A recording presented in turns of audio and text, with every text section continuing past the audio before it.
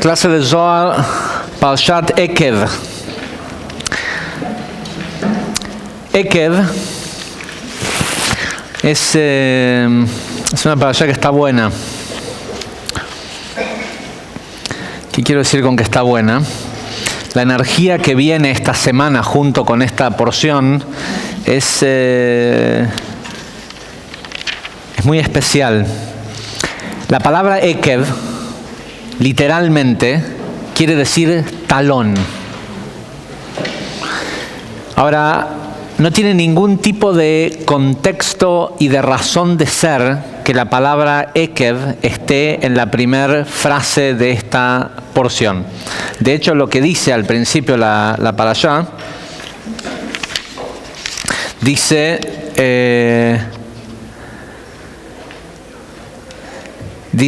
y si es, como lo traducen normalmente, ¿no? Dicen, y si es que ustedes cumplen con todos las ordenanzas, veaya Ekev tishmeun et amishpatim. Si uno lee esto objetivamente, más allá de que hace 3.500 años que intentan hacernos creer que en este caso en particular la palabra Ekev quiere decir si es que, pero objetivamente en hebreo acá dice, y si talón cumplieran ustedes mis preceptos, y sale una lista de cosas buenas que te van a pasar como recompensa por... No tiene razón alguna de ser que la palabra Ekev esté acá en medio, y no solo que no tiene, podríamos haber hecho de cuenta que no está, mirar para otro lado, hacernos todos los tontos, pero si ya le pones a la porción el nombre Ekev, es imposible que hagamos de cuenta que no está. Ekev quiere decir talón. Y cabalísticamente, cuando hablamos del talón, lo primero que viene a nuestra mente siempre es la pelea entre Jacob. La razón por la cual Jacob se llamaba Jacob es porque venía Ekev, agarrado del talón de Esav. Jacob peleó con Esav desde que estaba en la panza con su mamá, porque Jacob era el primogénito, pero cuando uno tiene un hermano mellizo, el primer embrión en ser fecundado, que debería de ser el primogénito, generalmente nace segundo, porque es la bolsa que se aloja más abajo en la matriz, es la que nace primero, ¿sí? La que suele estar. Y durante todo el embarazo, Jacob y Esav, nos cuenta la Biblia, la Torá, se peleaban al punto que cuando finalmente los dos rompieron bolsa y salió primero Esav, Jacob estaba agarrado del talón de Esav porque no lo quería dejar salir, ¿sí? Estaban peleando. Ahora, nosotros sabemos que esto que parece como una historia fabulosa de la Biblia y demás, no es tan importante como lo que representan estos dos personajes. Jacob representa a Zeirampín, a la emoción corregida, y Esav, su hermano, y de hecho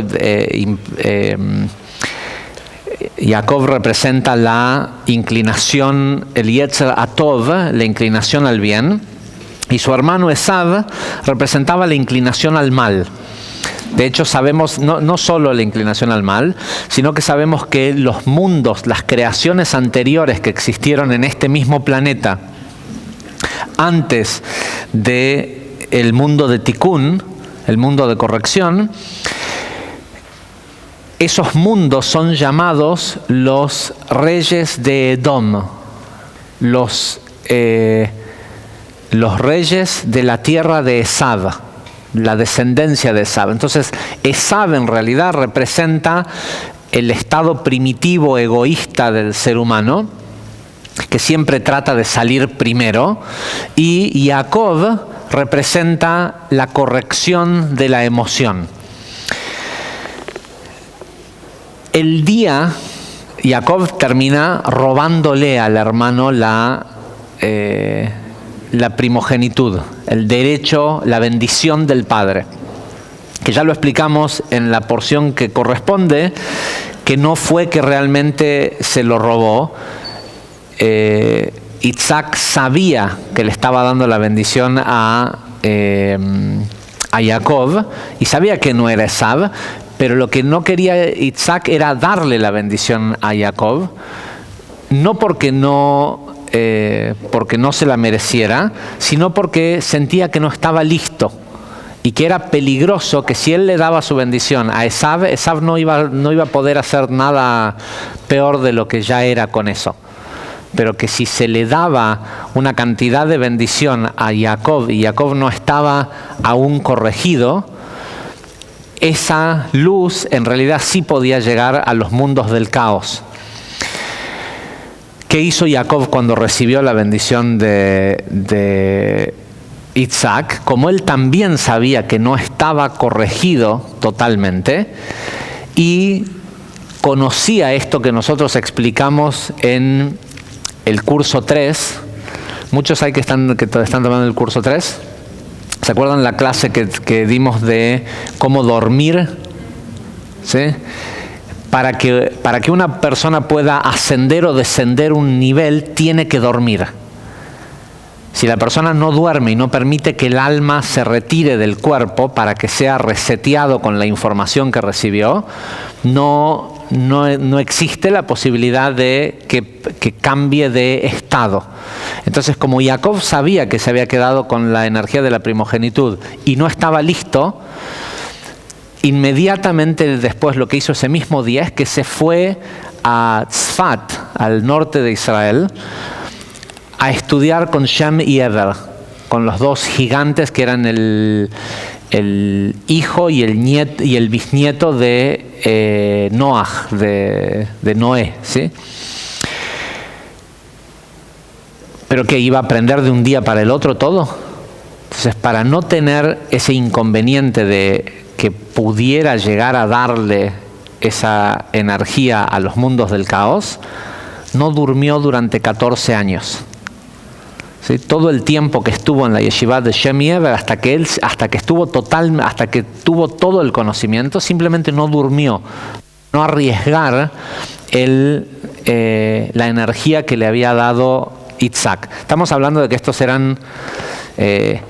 estos seres humanos representaban las primeras partes de la ruptura de la vasija y la voluntad que tenían, al mismo tiempo el deseo egoísta que podían llegar a tener, era equivalente a millones y millones de personas concentradas en un solo cuerpo. Con lo cual por ahí a uno le parece que podrá ser cierto esto. Bueno, si vos sabés que por ir a bailar con una chica que te gustaba, pudiste estar 2 días sin dormir para satisfacer un deseo del cuerpo, si lo multiplicaras por 10 millones de personas o 1.000 millones de personas, todos concentrados en un solo ser humano, bueno, gente como Jacob, como Isaac, podían hacer ese tipo de cosas. Nosotros hoy no tenemos el tamaño de vasija para poder hacerlo. Pero la cosa es que se corrigió, después de corregirse emocional, de estudiar y todo lo demás, fue y se internó en la casa de Labán, completó, hizo la misión de completar no solo la parte interna, sino tomar control sobre las 12 influencias astrales, teniendo las 12 tribus, y recién ahí decidió volver a la tierra prometida. Acuérdense que lo que está por pasar en las porciones estas en las que estamos en el libro de Devarim, estamos en esos últimos 30 días antes de entrar a la tierra prometida. Antes de que Jacob entrara en la tierra prometida, tenía que pasar por el territorio de su hermano Esav. Ya estudié, ya crecí emocionalmente, ya formé una familia, tuve hijos, todo. Ahora quiero mi tierra prometida, quiero descansar. No sin antes pasar la prueba. ¿Sí? Cuando uno decide que cree que ya conquistó, bueno, mostrame que conquistaste. Jacob, como representante de Tiferet, tenía que generar que la luz de la emanación, la luz originalmente cuando emanó el primer árbol, la primera emanación, Jochma, Binah, Zeranpin, Malhut, estaban en un estado de egoísmo. Recién en el mundo totalmente de egoísmo. De hecho, cada uno de los mundos del caos fue la emanación de una de esas sefirot. En su estado netamente egoísta. De lo que se trataba este mundo de Tikkun es que se pudiera tomar todas esas emociones y terminar haciéndolas altruistas. Nadie tuvo más trabajo respecto a esto que Jacob y Yosef. ¿Sí? Porque representan el balance del árbol, la columna central de Zeranpin. Para que Jacob pudiera entrar en la tierra prometida, que es Malhut, que es lo que nosotros buscamos, lo explicamos muchas veces, la luz rebota contra Yesod, o sea, se centra en la columna central y es verificada.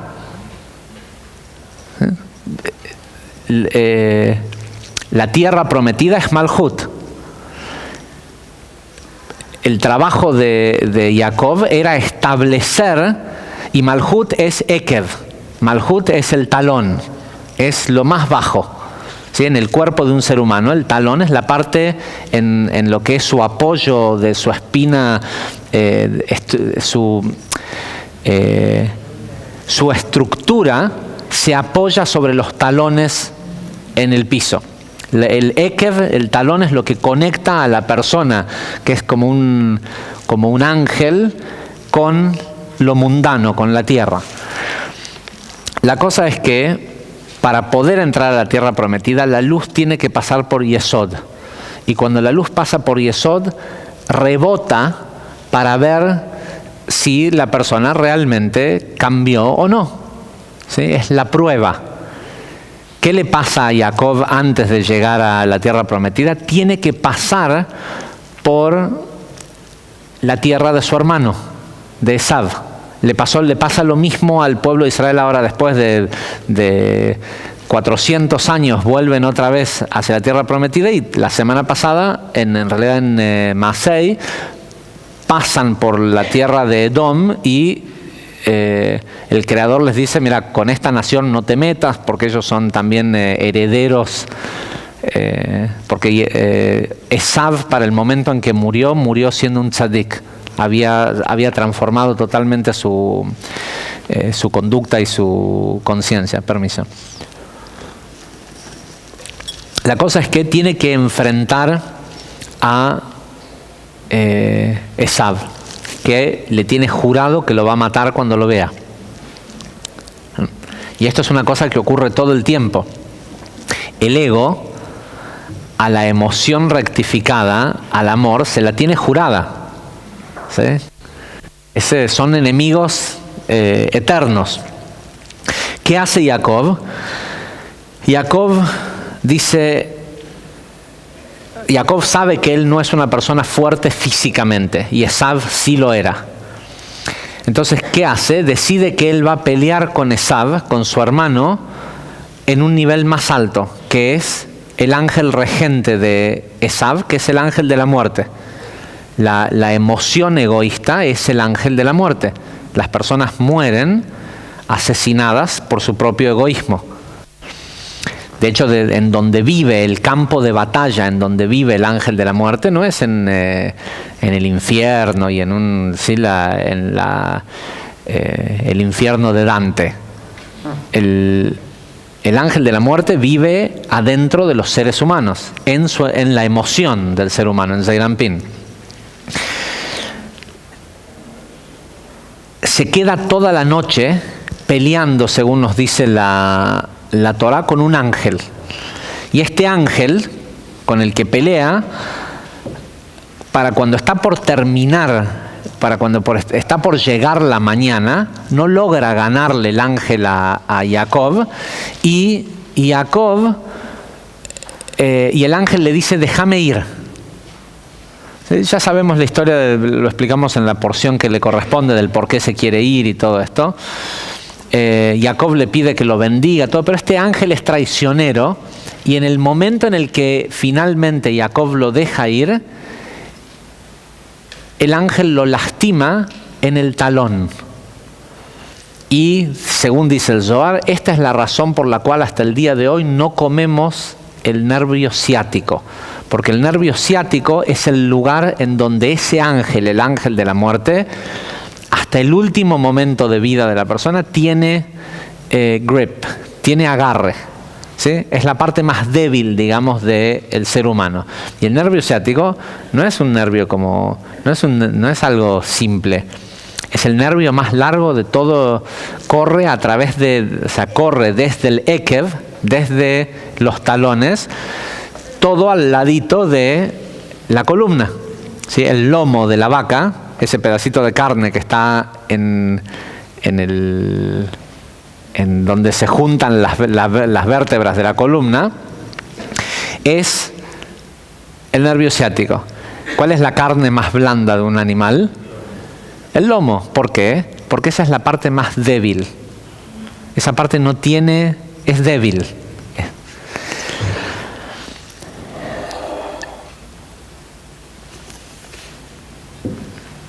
La cosa es que este pueblo de Israel está por entrar,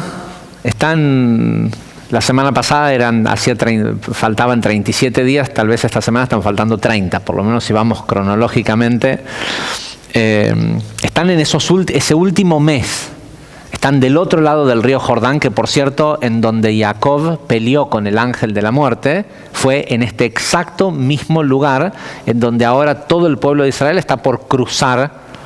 Entonces lo que Dios hace cuando llegan a ese lugar, les dice: no se olviden de cuidar mis preceptos. Y la segunda palabra que pronuncia es la palabra ekev. No se olviden del tema de Jacob, no se olviden de esta debilidad que tienen ustedes, que es el deseo egoísta. Jacob, cuando iba a encontrarse con su hermano, cuando supo que tenía que encontrarse con su hermano,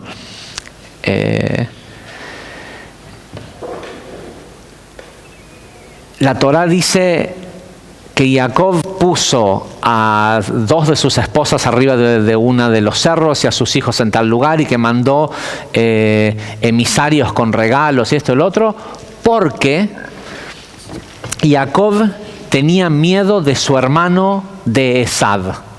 Así dice, de su hermano de Esav. Y Jacob y Esav eran hijos únicos y eran mellizos.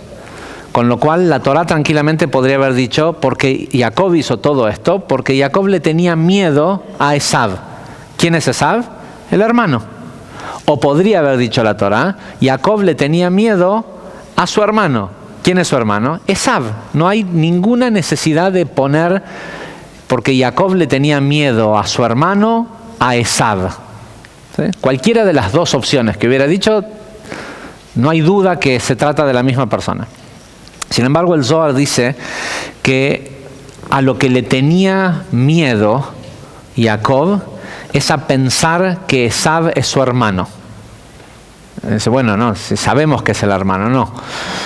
El Yetzer Hara, la inclinación al mal, siempre le hace pensar al hombre que es su amigo.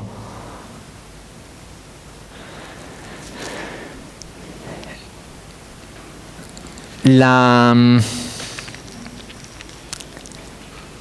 clave del crecimiento espiritual es no olvidarse incluso cuando uno cayó en el egoísmo y cediste y le diste energía a algo que no tiene ningún propósito divino, que solo por placer físico, es no olvidarse que eso no es tu amigo, ese no es tu hermano.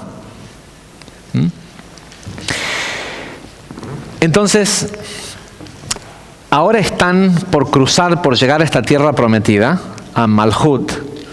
Y esto, si bien esto es una historia de algo que pasó en ese momento, esto es algo que ocurre cada vez que haces un nuevo proyecto, cada vez que conoces a alguien con quien quisieras pasar el resto de tu vida con esa persona, cada vez que lo que sea, que decidiste empezar a ir al gimnasio. No importa lo que sea que una persona comienza en pos de un resultado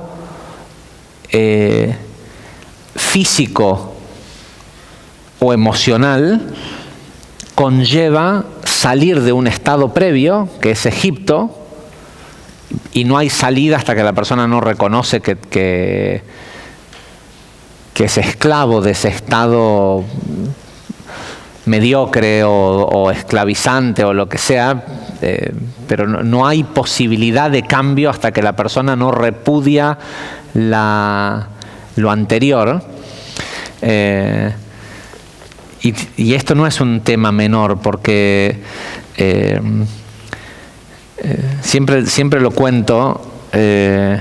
Tengo un amigo que es una persona a quien quiero mucho, somos muy amigos, y juntarse con él es siempre la mitad de las conversaciones son acerca de cómo su novia de ese momento, que ahora hace varios años que tiene la misma novia, pero como siempre la novia de ese momento está enojada con él porque piensa que él la engaña y que esto y que lo otro. Y él me dice, pero vos sabés, Javi, que yo cuando estoy de novio soy incapaz de... ¿sí? Lo que hace es que de vez en cuando se pelea para poder no tener que ser tan incapaz, ¿no? Pero en definitiva, y lo hemos hablado 1.000.000 de veces, y es algo que, o sea, esa es la mecánica de juntarse con esta persona. Y el punto es que esta persona podría pasarse los próximos 20 años sin nunca engañar a su novia, y su novia siempre va a pensar que él la engaña.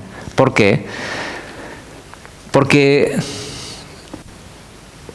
pueden pasar 100 años, pero mientras él tenga un poco de lucidez acerca del pasado, recuerda con añoranza cuando volvía a su casa 6 días más tarde, ¿sí? Le tenían que hacer una transfusión de sangre de haber estado con 40 mujeres en...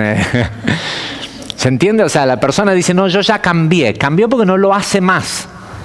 Pero cada vez que se acuerda de eso, lo recuerda y dice, oh, pero cómo la pasábamos y las cosas que hacíamos. Y...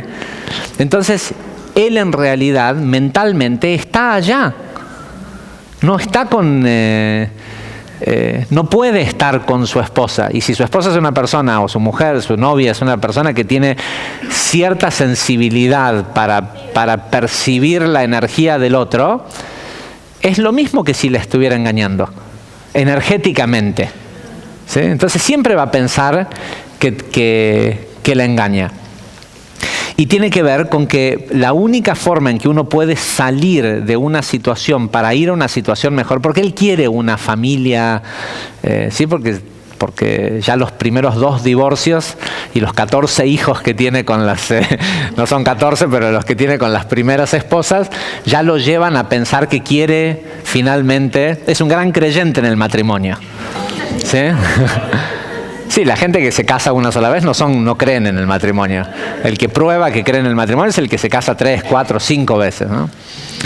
No sé si lo conocen al dueño de Buquebus. El señor está en su 5º matrimonio. Y él dice, yo creo en el matrimonio. ¿Sí? Es cierto, si el tipo no creyera en el matrimonio, no se casaría 5 veces.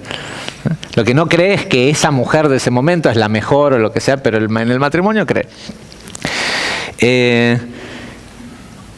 La cosa es que para que una persona pueda cambiar, salir de esa situación, tiene que sentir asco por la situación anterior. La persona tiene que repudiar ser un esclavo. La gente, este mismo pueblo de Israel, a los 3 días de salir de Egipto, le decían a Moisés, volvamos. ¿Sí? Por eso tuvieron que estar 40 años en el desierto. Y no cambiaron, ¿eh? Los 40 años no fue para que cambien. Sí, bueno, cambiaron de personas. Los 40 años fueron para que se mueran. Moisés, la situación, Dios, como le quieran llamar, decidió que era mejor que se mueran porque no tenían cura, porque vivían añorando Egipto. Entonces, mientras que la persona piensa que su ego es su mejor aliado y que es grandioso y no lo puede ver como un lugar de miseria, como un lugar de esclavitud, no tiene chance. Ahora, si ya pudo verlo como un lugar de miseria y él quiere algo mejor, tiene que saber que con mano fuerte, pero solo la luz lo puede sacar de ese lugar. El pueblo de Israel estuvo 210 años esclavos en Egipto y algún día cuando el faraón dijo, bueno, ¿se pueden ir? ¿Se fueron? 9 veces el faraón les dijo, bueno, váyanse. Y después se arrepentía, claro. ¿Por qué se arrepentía el faraón? Porque la gente no se iba. Lo que veía el pueblo de Israel era que con cada una de las plagas, Egipto quedaba más debilitado. Y lo que decían es, no, a lo mejor se terminan muriendo todos los egipcios y nos quedamos con todo. ¿Qué nos vamos a ir? ¿Sí? Por ahí nos conviene quedarnos. Siempre el esclavo, la persona cuando está en una situación, ¿sí? Es como la persona que se pelea 10.000 veces con su pareja y nunca se va. ¿Sí? Y no es que le está cerrada la puerta con llave y no lo dejan ir. Es peor, se va todos los días y vuelve. Entonces no es posible, la persona tiene que primero realmente sentirse que está en un lugar que es una miseria estar en ese lugar. Después tiene que entender que necesita la luz para poder salir. Y una vez que sale, tiene que saber que hay un desierto. Hay toda una situación de carencia que tiene que estar dispuesto a atravesar. La novia de mi amigo se pelea con él una y otra vez con el único propósito de que él pueda estar solo y que aprenda cómo se siente ese lugar de carencia sin salir a satisfacerlo de cualquier forma posible para no sentirse solo. Hay que estar dispuesto a atravesar ese desierto, y ese desierto es el estar un mes realmente todo el día golpeándole la puerta a tu novia, no viendo si ya que aprovecho que igual estoy peleado, veo si aprovecho a llamar a esa que me llamó y no le contesté el mes pasado, porque ahí estaba de novio. ¿Sí? Pero es así de tonto como puede parecer, o así de resonante como puede parecer para algunos esta situación, la gente lo hace con todo. ¿Sí? La añoranza por lo que a la persona le hace mal, te condena a morir en el desierto. Ahora, para entrar a esa tierra prometida, si mi amigo un día quisiera entrar a la tierra prometida, el día que su novia actual le diga que sí se quiere casar con él y que le cree y que el resto de su vida van a estar juntos, ese día se le va a aparecer Claudia Schiffer desnuda entre la puerta de la casa de su novia y él. ¿Sí? Porque si no, ¿cómo haces para creerle al tipo de que realmente cambió? La prueba tiene que estar ahí. Entonces, esta idea del ekev, del talón, de lo más bajo, el ekev es lo más bajo, tiene que estar presente Porque uno dice, no, pero si eso es lo más bajo. Bueno, pero por lo más bajo es por lo que caemos. ¿Sí? De hecho, vivimos la vida apoyándonos en eso que es lo más bajo. Entonces, para entrar a la tierra prometida, para cruzar este río Jordán y entrar en Malhut, que eso se manifieste, que el negocio termine ocurriendo, que todo lo que no hiciste bien en el proceso, lo vas a tener que hacer a último momento. Aunque más no sea, solo para mostrarte a vos mismo de que lo podés hacer. Y no es que terminaste ganando $1.000 millones en tu proyecto por suerte. ¿Sí? Porque si fue solo suerte, créeme que no lo vas a disfrutar. Si no es que tenés la certeza que fuiste capaz, no que vos lo generaste, sino que fuiste capaz de tomar una idea, un intelecto divino, una idea de Atzilut, y permitir que descendiera sin que lo jodieras, ¿sí? Eso es lo que es la clave del que después disfrutes eso que tenés. El hecho de que si fue por suerte, poca chance de que lo puedas sostener en el tiempo. Entonces, el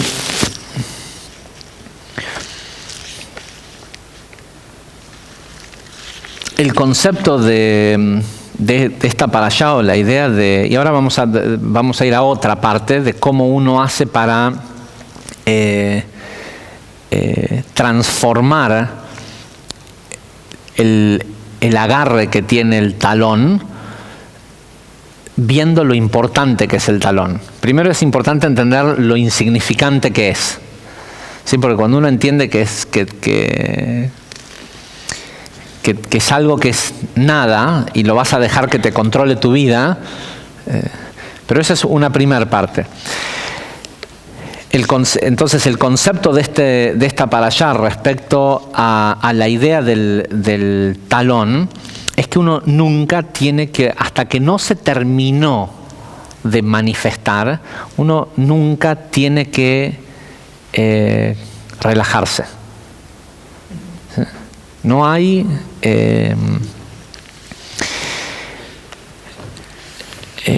a mí siempre cuando digo esto me acuerdo de, ¿conocen esa canción de Silvio Rodríguez que dice la gente que me odia y la que me ama no me va a perdonar que me distraiga? Es igual de grave. No es, ¿se entiende? El problema es el distraerse. Y es imperdonable, no porque, o sea, no te lo van a perdonar, ni de un lado ni del otro, ni del que menos te quiere, ni del que más te quiere, porque tu distracción tiene un costo. Entonces, hasta el último momento que la luz pasa por Yesod y entra en Malhut, hay que cuidar la emoción. ¿Y en dónde se para el ángel de la muerte? ¿Qué dice el Zohar? El ángel de la muerte se para en las puertas. ¿Cuál es la puerta entre Zeir Anpin y Malhut? Yesod. ¿Sí? Ok. Y por eso uno de los temas importantes de esta porción es el capítulo 8 del libro de Devarim. Empieza a hablar acerca del cumplimiento de los preceptos que escucharon durante todos estos años que estuvieron, que Dios hablaba con Moisés y Moisés les repetía al pueblo los preceptos. Pero hay una infinidad de discusiones acerca de este versículo 1 del capítulo 8, porque empieza diciendo: Kol ha-mitzvah asher anochi metzavcha hayom. Dice, siempre que aparece la palabra kol quiere decir todo. La palabra que viene después, en hebreo, tiene que estar en plural. Uno no dice todas la taza, ¿sí? Todas las mesas. Y acá tendría que decir kol ha-mitzvot, todos los preceptos, Asher Anoji Metzavcha Hayom, que Dios te Metzavcha, que te ordenó hoy, los cuidarás y los guardarás y ta. Pero dice todos en plural, precepto. Para los que hace mucho tiempo que estudian Kabbalah ya saben de qué estamos hablando. Hay un solo precepto en la Biblia. Si bien hay 613 mitzvot, 613 preceptos escritos, 365 de no harás tal cosa y 248 de haz tal cosa, tal otra. En realidad, Rabbi Akiva, que es uno de los que fue el maestro de Rabbi Shimon Bar Yochai, uno de los cabalistas más grandes que vivió en la historia el cabalista más grande que vivió en la historia del mundo, dijo que hay una sola mitzvah en la Torah, una sola, y que hay 612 comentarios de cómo cumplir la única mitzvah que, según la llamó Rabbi Akiva, es Klal Gadol BaTorah, es la máxima de las máximas, ¿sí? La única mitzvah. Y esa única mitzvah, ¿cuál es? ¿Sí? Ama a tu próximo como a ti mismo.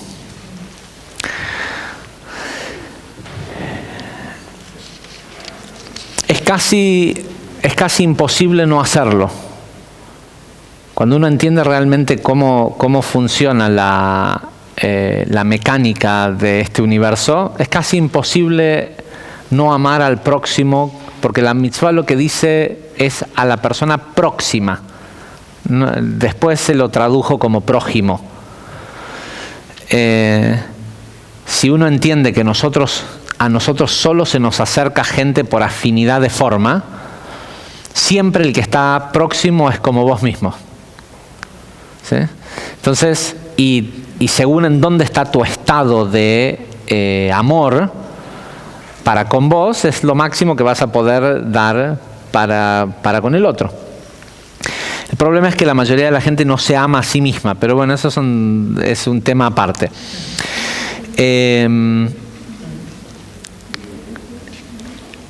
La cosa, lo que dice acá es, si eres cuidadoso y cumples, o si eres cuidadoso en cumplir todo el mandamiento que yo te ordeno hoy, vivirás y te incrementarás y entrarás a tomar posesión de la tierra que Yud-Kei Vav-Kei te prometió.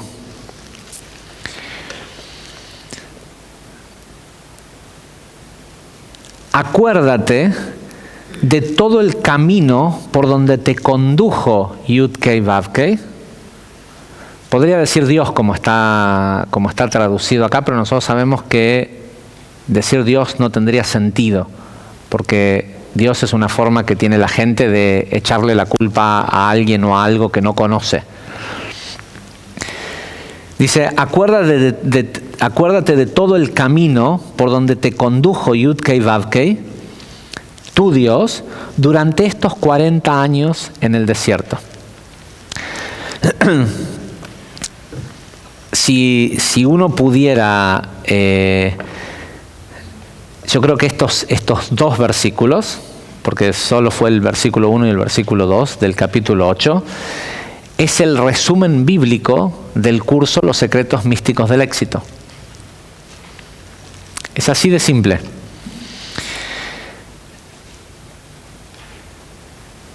Y de hecho esta sección de la Torá está considerada la sección donde Dios le promete o le hace un intercambio al pueblo de una garantía de una acción a cambio de sustento físico, sobre todo dinero. Permiso.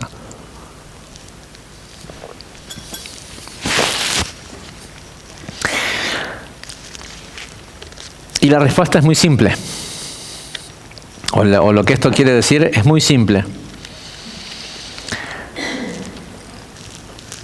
Si querés sustento, acordate que de la única forma que se consigue es cumpliendo la única mitzvah de la Torah. Estamos hablando de sustento y no dinero, ¿eh? Estamos hablando de lo que explicamos en la clase de la semana pasada, el miércoles pasado.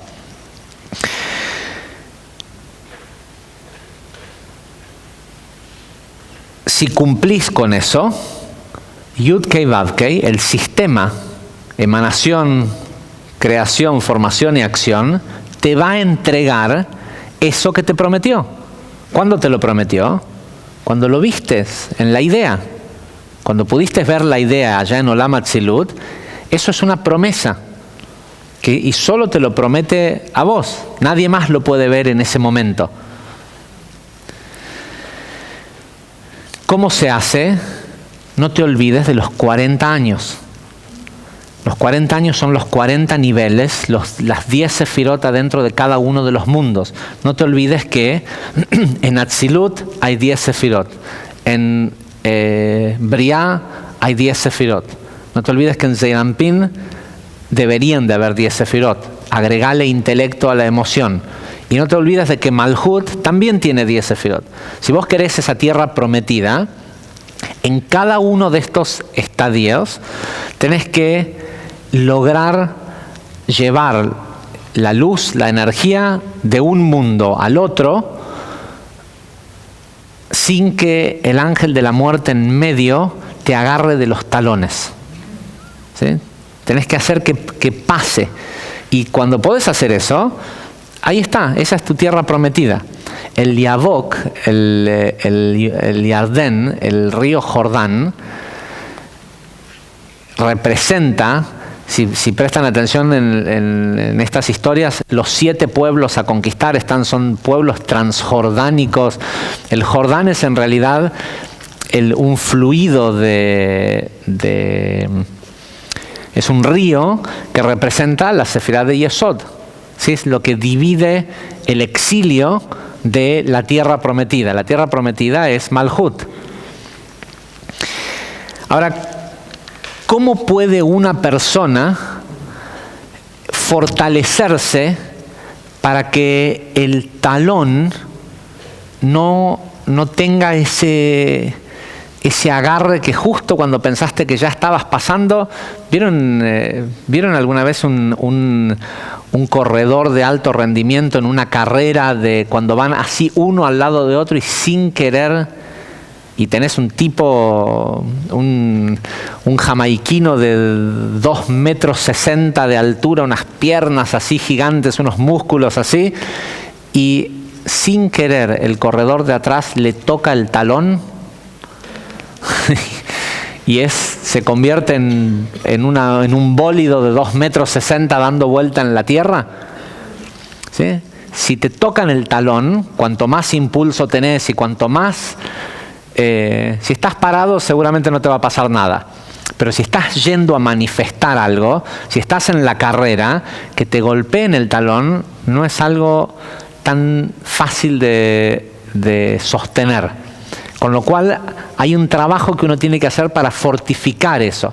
Cuando la gente toma el curso inicial, Ser y Vivir Libres, siempre aparece alguien en la clase que tiene miedo.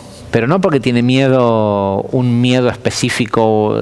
En general, la gente tiene miedos. Le dan...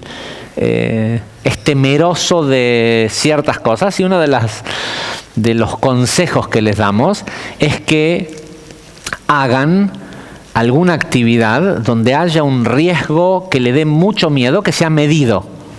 Que yo, tirate de una montaña rusa. Anda a un lugar donde sabes que es seguro de que la montaña no se cae todo, pero igual te produce miedo, pero sabes que no te va a pasar nada. Entonces, atate a la montaña, si es que te da miedo la montaña rusa, ¿no? Si no, tírate con un paracaídas, hace algo que sabes, habla en público, lo que sea que sabes que te da miedo hacer, y hacelo pensando en que lo que estás haciendo es que estás tratando de ser más temerario, para después utilizarlo en ese miedo que tenés de renunciar a tu trabajo, lo que sea que tenés que hacer.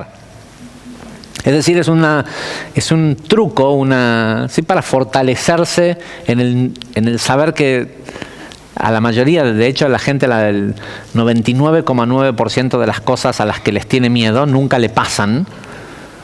¿Sí? Y después de que le pasan, siempre sobreviven. Y después de que lo sobrevivieron, dicen, al final no era tan... Pero mientras tanto no hacen un montón de cosas por miedo. ¿Cómo se fortalece el talón?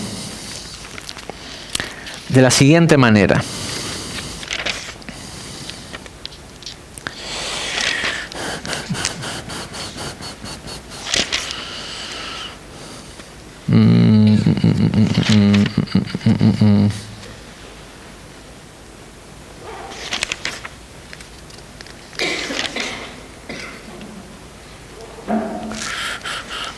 ¿Dónde está?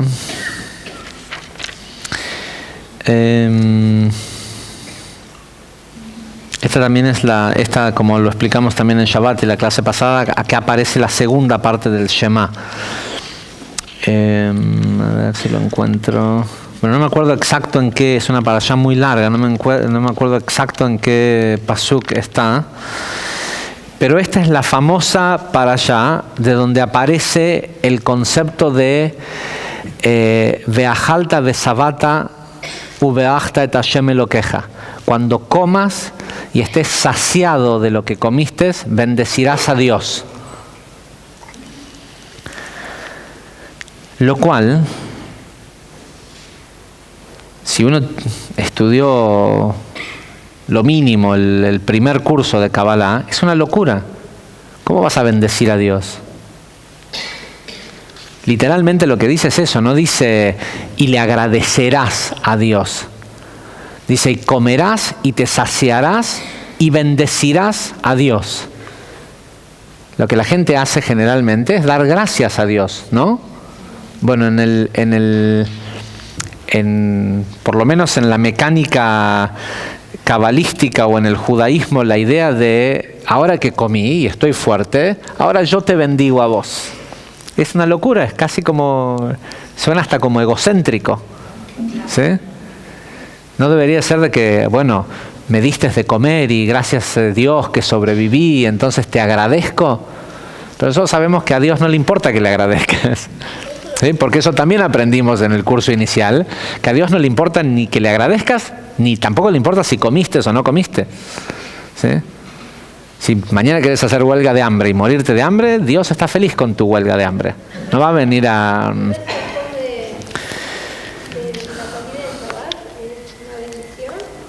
Sí, Birkat Hamazon. No es de la comida de Shabbat, es cada vez que uno come pan, siempre. Pero en sí no es cuál es el procedimiento. El tema es la idea de comí, estoy saciado, entonces ahora yo bendigo a Dios. Pero eso es lo que ordena la Biblia, ¿eh? Después en algunas otras traducciones y para otras religiones le dijeron no, agradecele a Dios. ¿Sí? Pero no en la versión 1.0.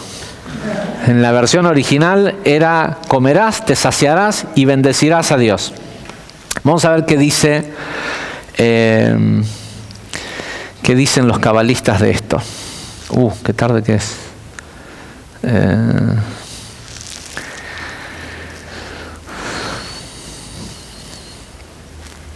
Y esta idea de comer y bendecir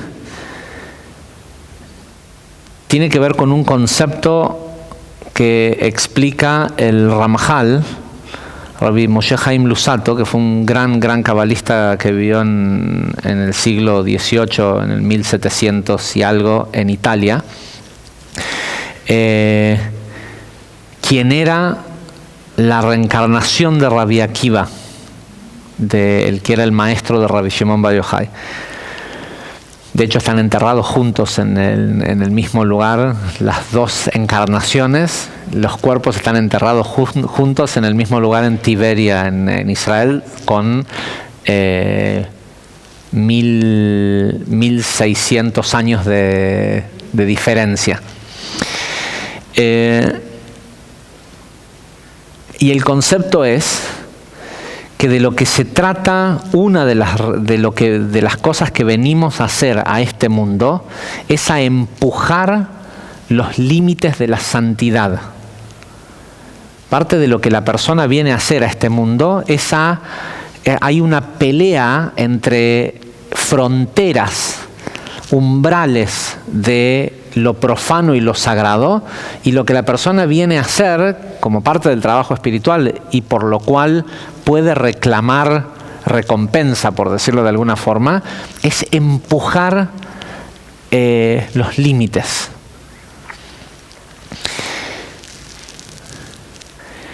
El Ari empieza a hablar de esto diciendo la expresión todo el mandamiento está mal escrita y no tiene ningún tipo de sentido. Moisés debería de haber dicho todos los mandamientos en plural.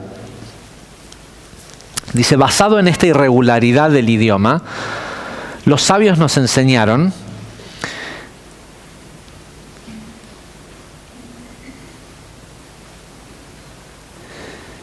que las personas deben completar los mandamientos que comienzan.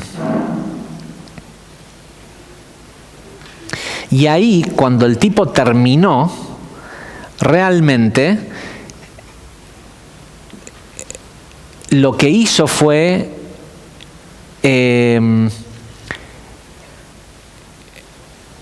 cuidar o hacer todo el mandamiento. ¿Sí? El Ari acá dice de que no se trata de que que hay una irregularidad, que está mal escrito que está mal escrita el plural y el singular entre kol a mitzvah, sino que está diciendo cuando cumplas toda la mitzvah, una sola, la que sea, por ejemplo la de alimentarte, comer, cumplirla toda es decir una bendición antes, comer, saciarte y bendecir después. O sea, bendecir primero, comer, saciarse y bendecir después. ¿Sí? Entonces, pero esto es así para todo. O sea, cualquier precepto de la Torá tiene una parte intelectual, una parte física, o una parte emocional y física, y otra vez una parte digo intelectual porque que carece de materia. Y uno no lo hizo, sino hizo todo.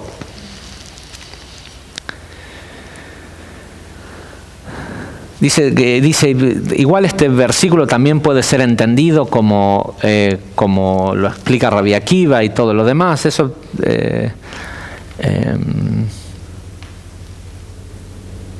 y tiene que ver también con otro lugar en donde dice, Dios les dice que cuando lleguen a la tierra, a esa tierra prometida, se deshagan de todos los ídolos y que los quemen en el fuego. Entonces, como esa es una orden del deshacerse de todos los ídolos, es todos, o sea, no está el ir y deshacerse de un ídolo. Nosotros ya sabemos, lo explicamos, es más, lo explicamos este Shabbat cuando aparecieron los 10 enunciados otra vez. ¿Cuál es la prohibición de lo de la idolatría? No es idolatrar a una estatua. Pero una vez que uno identifica cuáles son sus ídolos, las imágenes grabadas, las cosas que uno grabó en sí mismo como ídolo en reemplazo de la luz, la persona tiene obligación de deshacerse de todos ellos. ¿Sí? Hasta que no los termina de hacer todos, no puede decir, yo cumplí con ese precepto, porque le queda algún otro. Pero en definitiva dice que hay muchas formas de entenderlo, ¿no?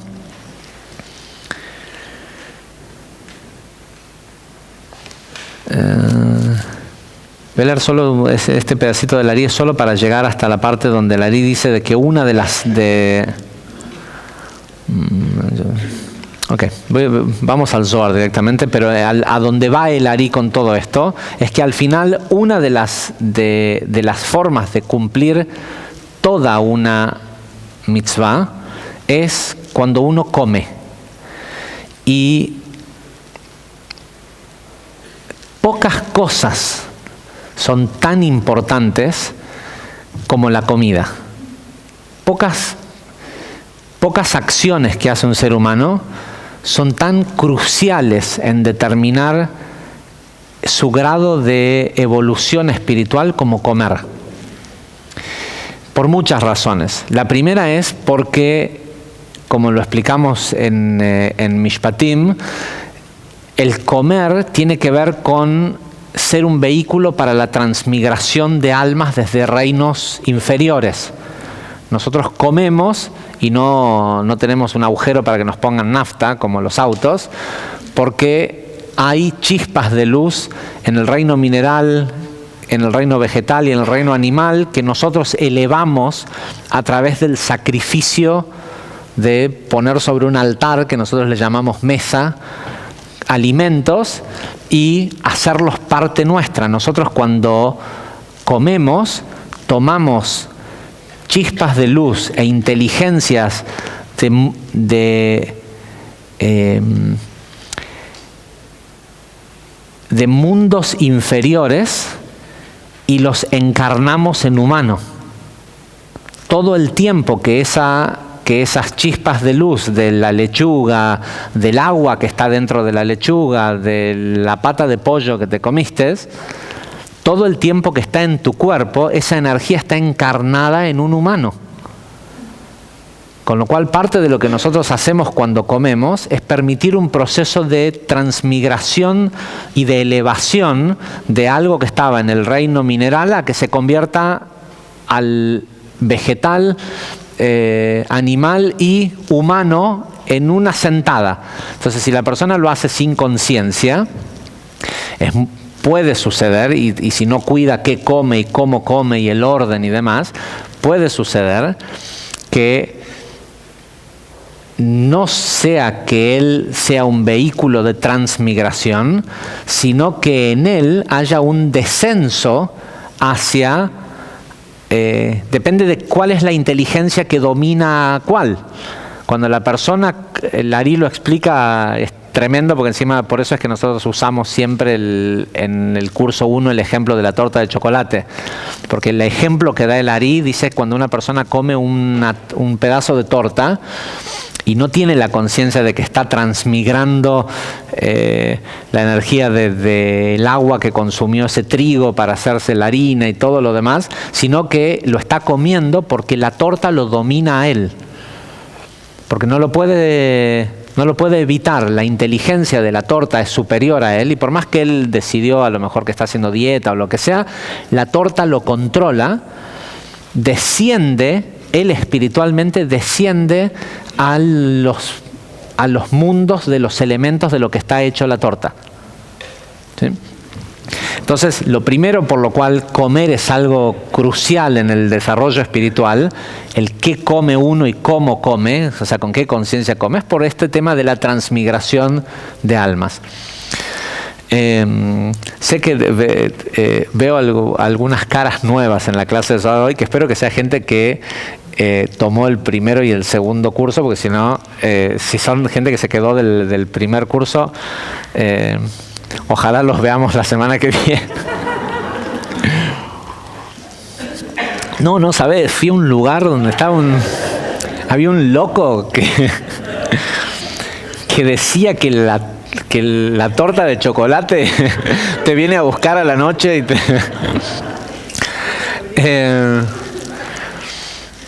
dale, cambiemos. Bueno, entonces vamos al Zohar a ver qué dice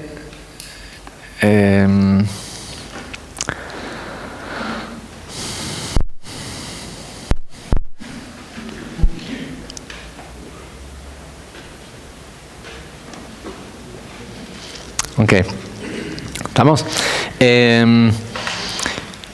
El Zohar siempre hay que prestarle mucha atención al versículo 1 de cada... Las parashot en el Zohar tienen a veces cientos y cientos de hojas. Y no siempre empiezan en la primera sección de esa semana hablando del texto de la parashá, pero siempre lo que habla en la primera sección que corresponde a la parashá tiene que ver con la energía de esa semana, pero no necesariamente explicando lo que dice el texto. En este caso, el versículo 1 del capítulo 46 del Zohar, que es Parashat Ekev, dice lo siguiente. Dice: y será que si escuchas mis preceptos, ¿sí? Devarim 7:12, empieza con Vaya Ekev Tishmeun. Dice, y salta inmediatamente a decir, tal como está escrito, Ve'achalta ve'sabata ubeachta et Hashem elokeja. Y cuando hayas comido y estés saciado, bendecirás a Dios, a Yud-Kei Vav-Kei, tu Dios. Dice, en el versículo 10 del capítulo 8 del libro de Devarim, la Biblia nos ordena, o sea, Dios nos ordena que nosotros lo bendigamos a Él. Puesto que cada cosa que comimos y que tomamos y que hemos disfrutado es de este mundo. Es algo que, esta porción es algo que si uno la logra realmente entender, es extraordinario lo que el Zohar dice acá. Dice, ¿por qué Dios quiere que lo bendigas? Porque todo lo que comiste y lo que bebiste y con lo que te saciaste es de este mundo. ¿Alguien vio alguna vez a Dios comer pizza? No crean que no se muere de ganas de comer pizza, pero no puede, porque Dios no come pizza. Todo lo que existe en este mundo tiene una correlación en Olam Atzilut y en Atika Kadisha, en Keter, ¿sí? Todo lo que existe en el mundo de Malhut tiene un idéntico en Atzilut, pero allá arriba está en estado potencial. Allá arriba es la idea de la pizza y un litro de coca un domingo a la noche viendo una película. Pero allá no hay tele para ver una película, no hay pizza de ese lugar que te gusta cerca de tu casa, y no hay un litro de coca para tirarte así a ver una peli. No hay. Está la idea, ¿sí? La razón por la cual existe esa pizzería que hace la mejor pizza y la mejor final. Es un chiste interno. Y la mejor fainá y todo eso es porque ese señor de esa pizzería recibe la idea de Atzilut, de la mejor pizza que hay. ¿Sí? Y después hubo un señor que recibió la idea de la Coca-Cola, y después está Coppola o algún otro director de cine, Woody Allen o alguien que recibió la idea de la película, y todos hicieron ese momento en que vos estás, ¿sí?, en paños menores, comiendo pizza y tomando Coca-Cola y viendo una película de Woody Allen. Y vos pensás que ese es un momento mundano, ¿sí? Eso no es como ir a la iglesia o como ir a la sinagoga, a Rosh Hashanah. Eso es un momento mundano. Pero todo eso que forma parte de ese momento mundano viene de Olam Atzilut. Y allá arriba es solo una idea. Pero nadie de allá de Olam Atzilut puede comer pizza, ver la película de Woody Allen o tomarse un litro de coca y eructar después. ¿Sí? Allá no existe eso.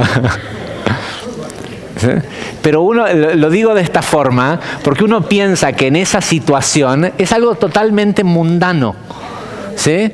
¿Qué me venís con Sí, imagínate si le llegas a decir a algún amigo tuyo, tuve una experiencia religiosa comiendo media pizza de mozzarella y rúcula. ¿Sí?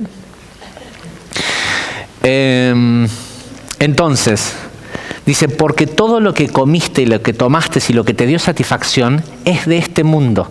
Por eso Dios quiere que después de comer y todo esto, lo bendigas. O sea, Dios necesita algo de mí. ¿Cómo es esto?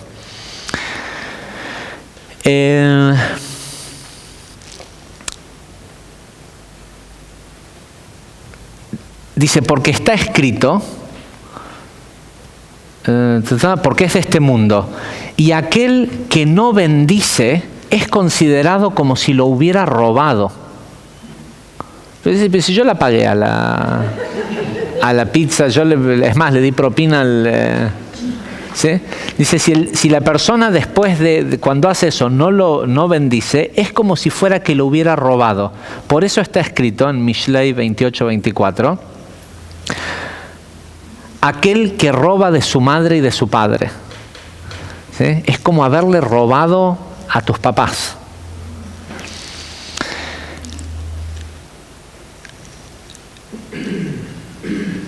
Dice, y tal como los amigos ya lo han explicado, los amigos se refiere a los compañeros de estudio de Rabbi Shimon, esta frase de robarle a la madre y al padre se aplica a esto de comer y después no bendecir al Creador. Dice, la bendición que una persona le da al Creador, bendito sea Él, tienen como propósito jalar la energía de vida y de sustento desde el mundo de Binah.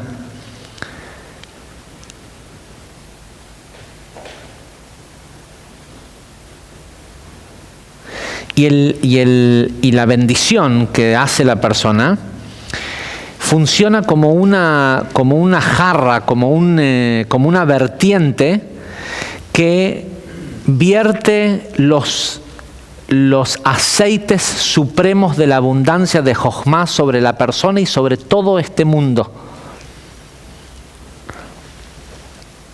Sí, cuando la persona, cuando está satisfecho, y esto es algo que tiene mucho que ver con esto también de entrar a la tierra prometida. La gente cuando todos saben el chiste del tipo que está buscando estacionamiento, ¿no? Que llega tarde a una reunión, ¿no? El señor que está llegando tarde a una reunión, y es sumamente importante la reunión, porque tiene que cerrar este negocio de varios millones de dólares, y llega está tarde, y llega a un estacionamiento y no hay un solo lugar. El tipo empieza a dar vueltas, y está ya pensando si va a dejar el auto y que se lo lleve la grúa, pero no llegar tarde. Entonces empieza a negociar con Dios y le dice, Dios, dice, si me das un lugar en donde estacionar, el 15% de las ganancias de este negocio yo lo voy a dar a la caridad. Y da una vuelta más y le dice, bueno, Dios, que sea el 20%. Y en el momento que dice el 20%, se prenden las luces rojas de un auto que empieza a decir, no, deja, ya encontré un lugar. ¿Sí? En el momento que la persona está satisfecha, consiguió lo que quiere, se olvida de que si del Creador y que si la espiritualidad y si lo que sea. Entonces dice, cuando de lo que depende el que se abra esta fuente para que desciendan estos aceites que dicen con la cual la persona y el mundo es ungido desde Jochma, son intelectos. ¿Sí? La inteligencia de saber cuándo vender, cuándo comprar, qué decirle a esa chica o a ese chico para que pase lo que querés que pase. Esa inteligencia viene de Jochma. Y depende de que la persona bendiga a Dios, no agradezca, bendiga a Dios cuando está satisfecho. La gente le pide a Dios cuando siente carencia y después le agradece como si fuera que no fue él quien lo logró hacer. Ahora, si lo logró hacer es porque ya recibió algún intelecto divino para poder hacerlo. Ahora lo que tiene que hacer es restituir la fuente de esos intelectos. Y para restituir la fuente de estos intelectos es que aparece este concepto de lo que después en hebreo se convierten en estas bendiciones que no son, que ahora en unos minutos vamos a explicar qué quiere decir cuando decimos Baruch Atah Hashem. ¿Sí? Pero lo más interesante es bueno, el versículo 2 dice lo siguiente: también está escrito, cuando hayas comido y te hayas saciado y bendigas a el Creador. Pero ahora lo dice la explicación que la saca de los profetas, dice, no de la Torah misma.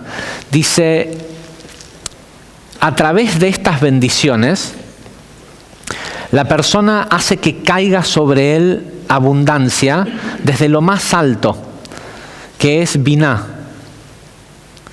Y hace que caiga sobre las fuentes de Zeir Anpin y Malhut.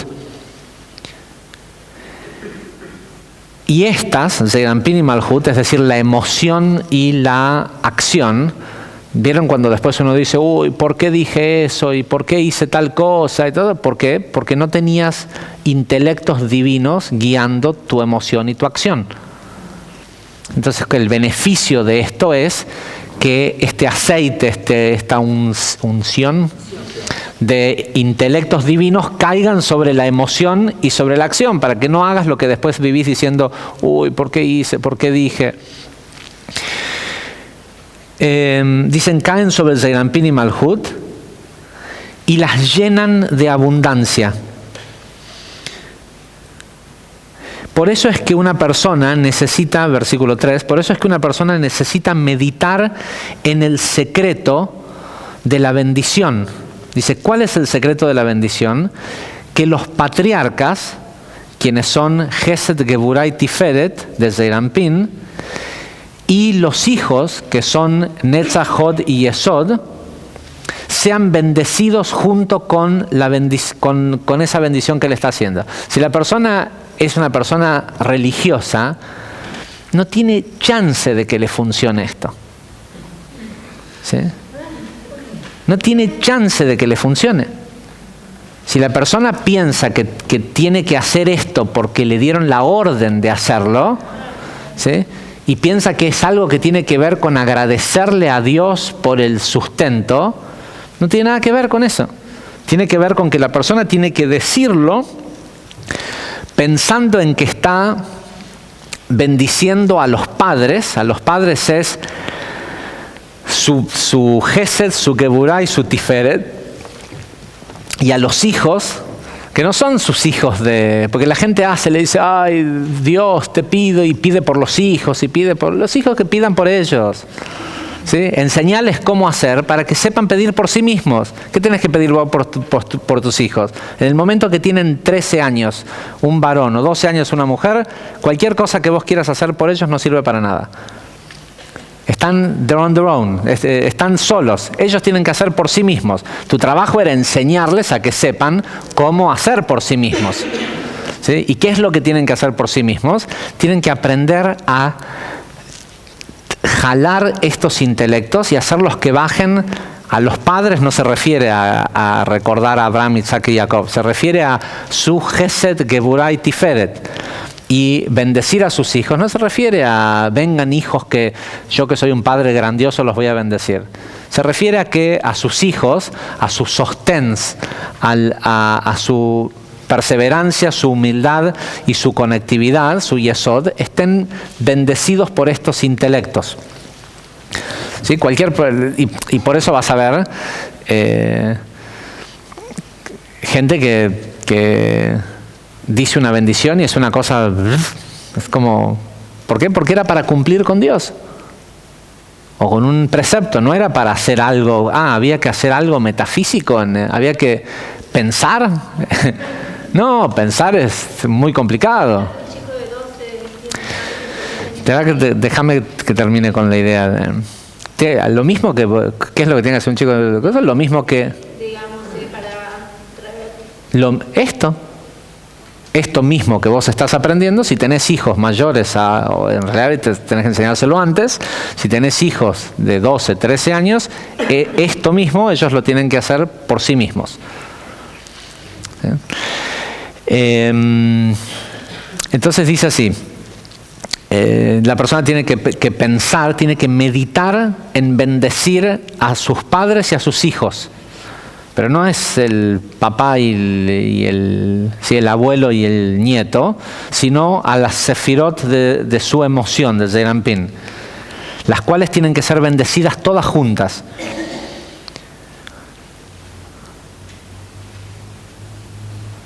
Dice, quien sea que cuando está saciado bendice, porque también está esto de que del antes y después, ¿no? O sea, el que la gente se olvida cuando está saciado. Dice, cualquiera que está saciado y bendice, está también bendiciendo a todos los mundos inferiores. Es decir, eso que él hizo cuando comía la pizza y tomaba la Coca-Cola y todo eso, todas esas chispas de alma que hay en el agua, ¿de qué se echa la fainá? ¿De garbanzos? En los garbanzos, en la leche del queso, todos esos niveles inferiores están también siendo elevados y bendecidos. Bendecido hay que también entender que la palabra barej en hebreo viene de completo, de cuando algo está de plenitud.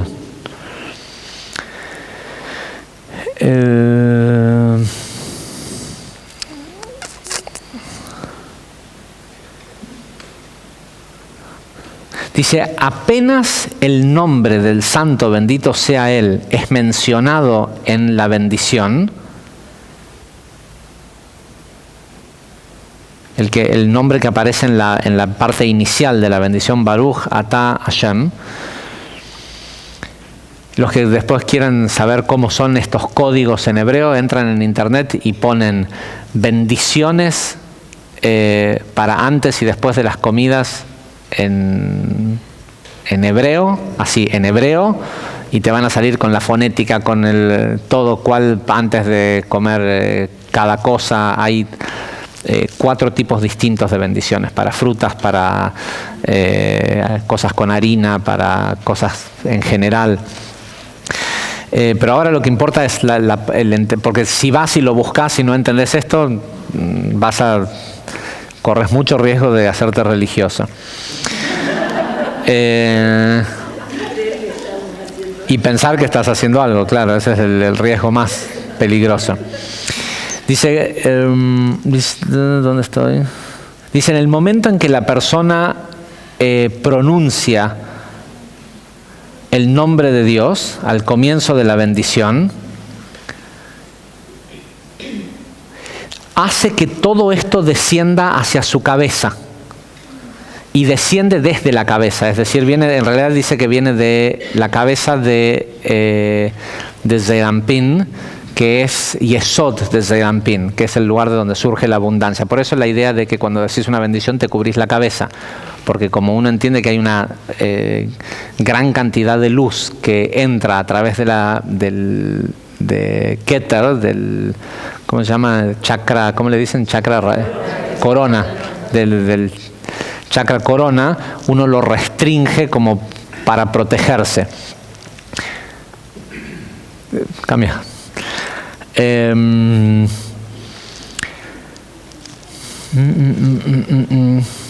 Bueno, dice, desciende sobre la cabeza de la persona que está diciendo la bendición.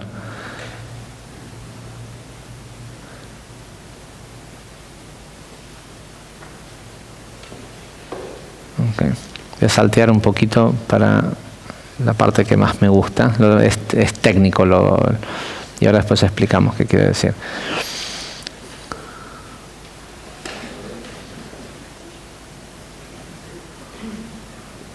Dice, cuando estas bendiciones descienden, son adornadas desde los sembradíos o de los campos de las manzanas benditas o sagradas. Hakal Tapuhim Kadishim es un término que como también el Zohar describe al mundo de Malhut. Muchos niveles de los distintos mundos se unen y son bendecidos a través de esto que la persona está proclamando. Y cuando la persona dice la bendición, anuncian en todos los mundos. Imagínate, una persona terminó y dice, bueno, voy a decir la bendición. Después y dice, me acordé de la clase de Zohar, lo voy a hacer, voy a pensar, y empieza a decir la bendición. Dice que en el momento en que la persona empieza a decir la bendición, se escuchan voces en todos los mundos, en todos el mundo de emanación, de creación, de formación y de acción, que anuncian, ahí viene tal y tal, el nombre de la persona que está diciendo la bendición, ¿sí? Ada dice acá, ahí viene Ada, tal, así dice que es como el Zohar que ocurre, dice que en todos los mundos avisan, ahí viene Ada a traerle un regalo a Dios.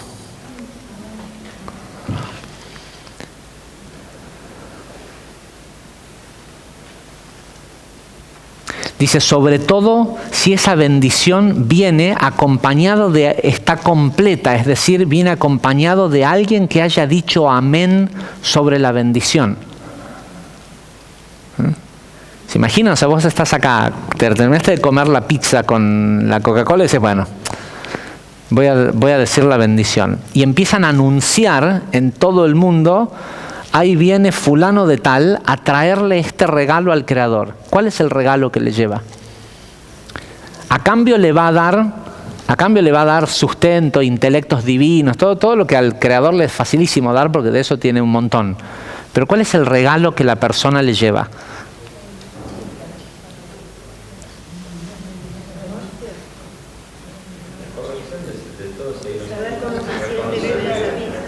Eso. La satisfacción, el regalo en el momento que la persona se acuerda que él es solo el talón de su alma, pero que solo el talón es el que sabe qué gusto tiene la pizza y qué gusto tiene eso combinado con todo eso. Por eso dice, Veajalta besabata, cuando comas y estés saciado, bendecirás, ubeachta et Hashem elokeja. Vas a bendecir al sistema. Es decir, vos vas a hacer que se complete los mundos. El sistema dice, bendecirás a Yud Kei Vav Kei, es lo que dice el texto. Bendecirás a los 4 mundos. ¿Con qué? Solo con haberte acordado de que no sos solo esta persona que está acá en la tierra, que es solo un talón mugriento, con sus pequeños problemas y todo eso. Que nosotros en realidad somos toda una estatura de alma que llega hasta Olam Atzilut. Lo único que la persona tiene que hacer para expandir los límites de la santidad es reconocer que todo es sagrado. Que comer una pizza en calzoncillos, viendo una película, tirado en la cama el domingo a la noche tomando Coca-Cola, es una experiencia sagrada. Y si lo podés recordar, podés llevarle a Dios el regalo de saber cómo es. ¿Sí? Dejás de ser un egoísta que solo lo estás haciendo por vos mismo. Y ahora todos los mundos conocen cómo es ver una película de Woody Allen tirado en la cama, comiendo pizza. Y compartir la satisfacción con el sistema. Compartir la satisfacción con el sistema. Acordarse que todo es uno. ¿Sí? Eso es bendecir a Dios, porque Dios en realidad no necesita nada tuyo, pero el resto del mundo sí. Por eso la bendición, Baruch Atá Hashem, dice, bendito. ¿Hacía falta ponerle artículo a Dios antes? Atá, bendito seas vos, Dios. No podría decir bendito Dios. De hecho, los turcos cuando dicen generalmente una bendición, dicen, bendito Dios tal y tal cosa. No dicen bendito vos, Dios, o bendito tú, Dios. Ese tú que está entre medio, Baruch Atá, son las letras Aleph y Taf y la letra Hei de Malhut. Cuando la persona dice bendito vos, tú, no tiene que estar pensando en Dios, tiene que estar pensando, porque yo voy a tomar esta taza de café, tengo derecho a bendecir todo Malhut, todo el mundo físico, de la Aleph a la Taf, en la Hei de Malhut, en el plano de Malhut, puede ser bendecido porque yo así lo decreto, porque voy a tomar café. Entonces bendito es todo el mundo, y tenés que imaginarte que todo el mundo está recibiendo tu bendición. Entonces, ¿sos un talón miserable? No, sos alguien grandioso. Y si sos alguien grandioso, no podés quedarte antes de cruzar la puerta con Claudia Schiffer. ¿Sí? Tenés que hacerla de lado y entrar a Malhut. ¿Qué dice cómo termina esta sección? Dice, aquellos que ascienden desde abajo, ¿sí? Las personas que ascienden, dice, todos los mundos son llenados con aquello que asciende desde abajo, desde lo que dijo una simple personita supuestamente. Dice, una vez que todos los niveles se llenaron por lo que el tipo dijo, ahora fluyen y caen sobre la novia, que es Malhut. Dice, y ahí es cuando el fluido se desparrama y lo cubre todo. ¿Sí? Es una imagen sexual la que como es normal del Zohar, que pone la satisfacción y la luz y la vasija en términos del novio, la novia. Pero es esta idea de cuando llegas a la novia, a Malhut, a la tierra prometida, cuando te haces cargo de que vos sos como Dios.